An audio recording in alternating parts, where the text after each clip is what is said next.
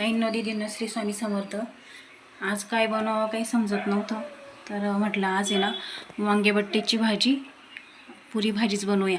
त्यासाठी इथे मी आहे ना 2 टोमॅटो कट करून घेतलेले आहे बारीक। त्यानंतर इथे 2 कांदे मोठे कट करून घेतलेले बारीक। त्यानंतर इथे आहे ना मी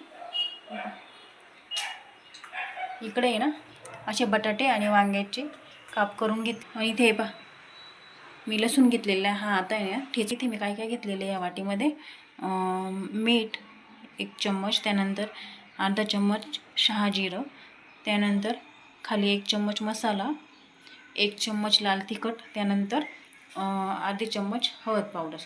चला तर बनवूया। मी इकडे आहे ना कढई ठेवलेली तापायला।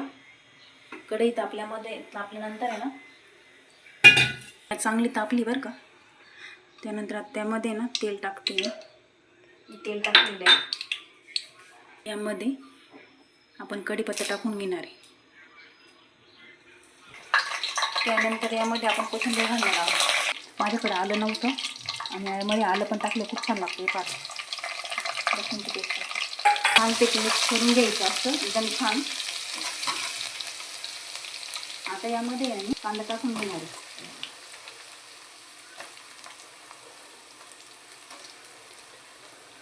आहे ना गोल्डन ब्राऊन कलर येईपर्यंत चांगला आहे ना परतवून घ्यायचा मस्त छान।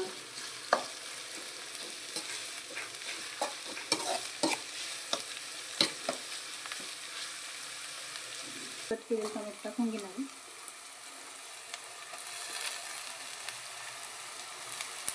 हे पण आहे ना टोमॅटो छान शिजेपर्यंत हलवून घ्यायचं। टोमॅटो वगैरे स्वच्छपैकी धुवून घेतलेलं होतं, मग कट केलेलं होतं। आता यावरती आपण आहे ना 5 मिनिटं आहे ना झाकून ठेवून देऊया। आता हे पहा टोमॅटो चांगला शिजलेला आहे। त्यानंतर आपण हे जिरं वगैरे घेतलेलं आहे ना ते यामध्ये टाकून घेणार आहोत।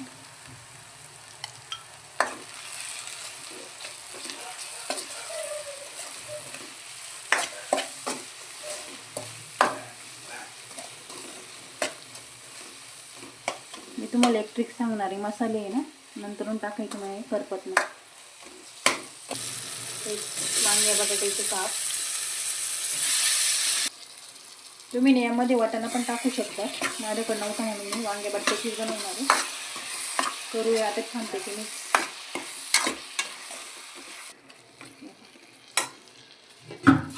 मध्ये टाकूया गरम केलेलं पाणी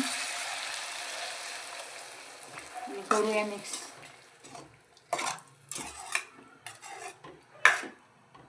चांगलं शिजून घेऊया। भाजी शिजलेली आहे। आता त्यावरती आपण आहे ना कोथिंबीर टाकून घेणार आहोत।